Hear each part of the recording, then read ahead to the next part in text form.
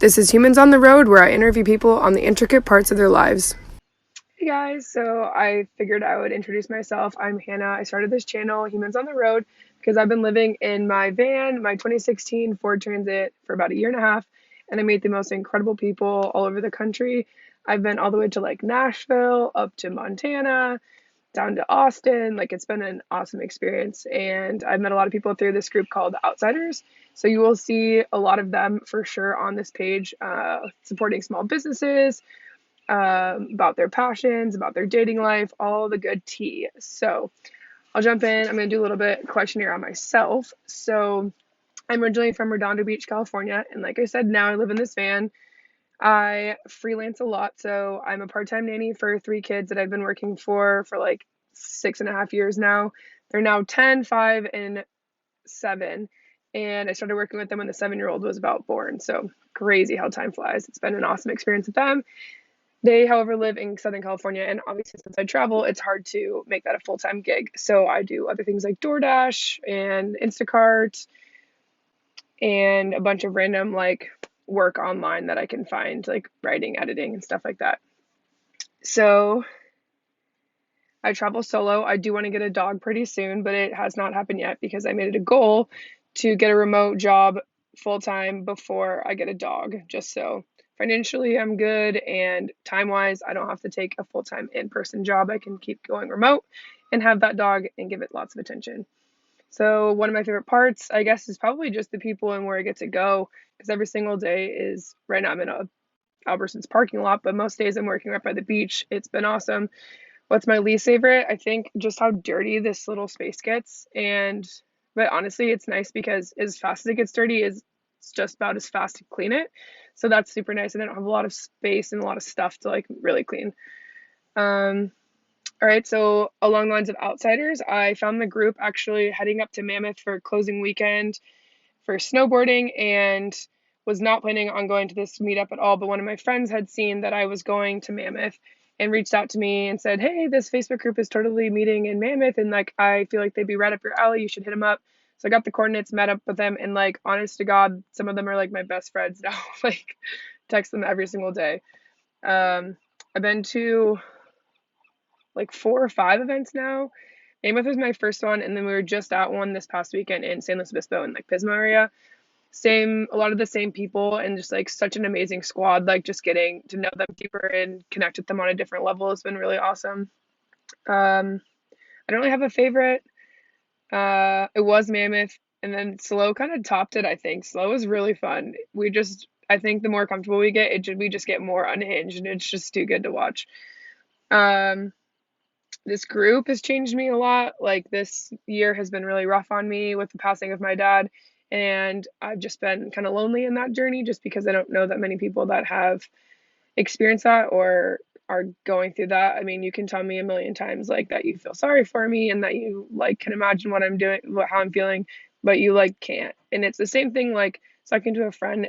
My journey is my journey, and it's completely different than like my sister's journey or my mom's journey, which is like the most wild thing of like how everyone goes through grief in their own way. So even like I feel weird telling my sister like I know what she's going through because I really don't. Like it's such a different journey.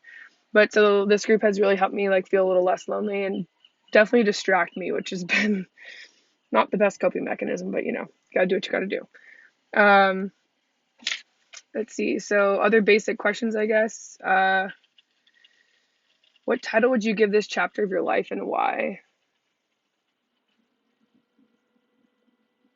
I don't know. I want to say like beautiful in a way. I'm definitely like changing a lot and like finding out who I want to be in the future and like what I enjoy doing and what I don't enjoy doing. Or I guess it could be distraction because really it's a big distraction. I've just been traveling to keep my mind off of the deeper things in my life. It's one of those. But as far as dating goes, since this group is a solo travelers group and a lot of singles, I am very single. I have no intentions of being in a relationship currently. I'm not super opposed to it if it comes, but I'm definitely not seeking it out just because I'm constantly on the road. It's kind of just a pain in the ass, I feel like, to constantly plan where I'm traveling around one person. But you never know, that one person could change my mind on that. So, my top physical and personality qualities that I'm looking for. I would say physically, I always go for like a skater, surfer boy, outdoorsy, but like not super dirty because like dirty feet in that bed ain't gonna work. So yeah, you gotta shower, gotta wash your feet. But I do like someone who can get dirty and then get clean again. But if you don't like to get dirty, it's probably not gonna work out either. Personality is definitely someone who can make me laugh. Like I seek joy in my life, and someone who's like making me down all the time just isn't gonna work. Or someone who just takes themselves a little too seriously to like let loose. It ain't gonna work either.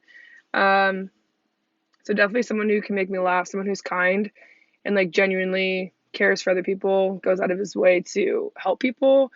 And I think I definitely need someone who's extroverted to keep up with me because otherwise they would be watching me and I don't know. I just need someone who doesn't follow me around like a puppy dog and can do his own thing and meander and mingle and make friends too. So I think those are all different things. Red flag or deal breakers. 1 second, pause. Okay, so we're doing red flags or deal breakers now. So the first one is they're obsessed with conspiracy theories. I would say red flag unless they're consistently talking about the same conspiracy theory and they're like very dead ass serious about it. Then I think it'd be a deal breaker just because not everyone loves those. And in public settings, that would just be a little embarrassing. Um, uh, they're a really bad tipper, deal breaker, because after the pandemic, servers need their money.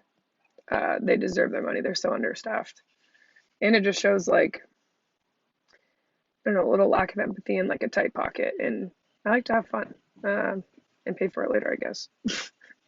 Probably not the most responsible answer, but you know. They order chicken fingers every time you go to eat. I don't see a problem as long as they're getting ranch. They really don't like dogs. I feel like it'd be a deal breaker because I want a dog. And dogs are just like, how do you not like them? I don't know.